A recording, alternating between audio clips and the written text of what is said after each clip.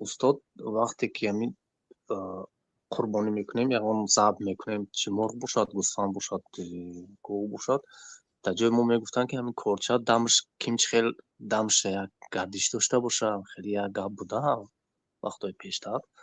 همین را میگفته که کورچه یگون شکلی معین داشته باشه باید برای ذبح کردن، قربانی کردن. نه، مهم تیز باشد.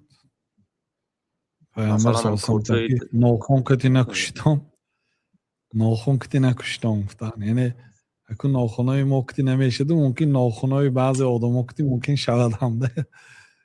ناخن اگر تیز کرگی باشد، بعضی آدم ها این کار میکردیم. برای همین پیامبر صلی الله علیه و سلم من کردن که ناخن کتی ذبح نکنه تا گفتن. کارت کتی کارت تیز باشه، این شکلی معین شرط نه، چه خیلی حالت نباشد، کارت تیز باشد که جانور عذاب نکشد و راحت کنه. مثلا یک حالت تعجیلی میشود که در راه هستیم میبینیم یگون حیوان یگونجا افتیده، کورچه نداره، مقصد یگون سنگی تیز کتی هم میتونیم گردنی هم روی کنیم بریم که خاموش برویه کارت ضرور همون است. حلال شود.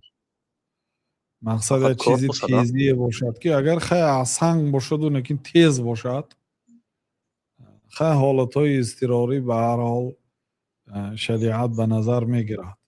لیکن آدمی که مثلا در بین چاروا زندگی میکند و چاروادار هست در یک دهات یا هم خیلی یک کشوری زندگی میکند که همه جو پوری چاروا هست، همین خیلی حادثه ها شدنش ممکن است، حتما یعنی باید او یک کار داشته باشه. او پیشین موی سفیدای ماهی بینید یگانتش همیشه کار داشت، بیکار نمیگشت، همشان کار داشت بود. با حتی بعضی آدم ها خدا رحمت کند گاوای درست هم حلال میکردیم.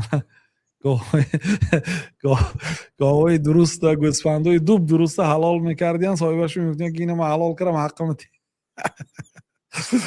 یعنی میمرد، گفتن قریب میمرد، من اینو حلال کردم، گفته با حقشون هم میگرفتین. دروغه. مقصد هم یک ماه پیش بوده ما خانه در یک مرغ خریدیم برای خوردن خانه. همین یک کورچه همین خوجگی در استفاده بودگی کرچکه پیاز پس میکردگی تیزی خوشرو بود، با همون قطعی من مرغ کشتم. میشه تیز باشد شد، مهم تیز باشد.